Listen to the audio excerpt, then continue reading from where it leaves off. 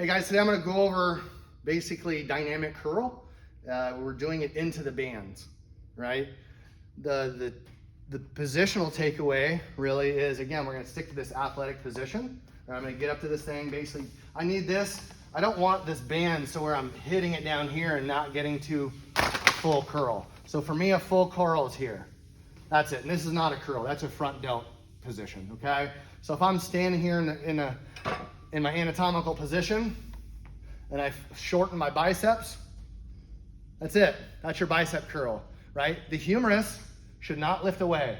This elbow should never come away from your rib cage on a bicep curl, because if it does, you've just transferred that stress into your front delt, right? Lat down, right? And so what I'm going to do is I might take a staggered position, right?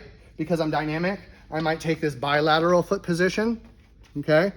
And then there's there's some variety here. So your quest initially is to find where you're more comfortable. Some of you will be more comfortable in this. Just make sure that back heel is not down, okay? Right, and some of you might be comfortable going 2 at a time, right? And some of you might be comfortable going 1 at a time and letting that body shift. So I'll demonstrate them both in real time, okay? But so for the first one, I'm gonna go bilateral foot position. I'm in this curl, okay? Right? And then you're gonna see it's in the program, it's gonna be for time or reps, right? So from here, I'll just do a couple in rhythm, right? Start my rhythm. Okay,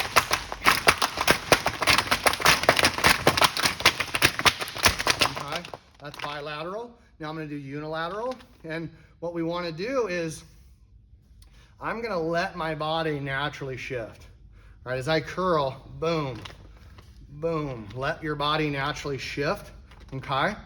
So at full speed, I start off nice and slow. I kind of grease the groove, if you will. And once I've got my position, and I accelerate to a position or to a speed or to an acceleration speed that I'm gonna maintain, okay? So here we go. 1 at a time, nice and easy. Okay? The takeaway of why we're doing this is, yes, I'm going to a bicep curl. So the hack is this. Forgive the vernacular, because it's not a real hack, it's biology, physiology, is if I know that I'm contracting violently with my bicep, and what that violent contraction, if met with proper position and training, the dynamic eccentric is where I get my growth. So it's hitting, bam, and then I have to decelerate to change direction. It's from when the band hits, the bell hits the band, that's when the exercise really starts. Boom, recoil, deceleration, direction change.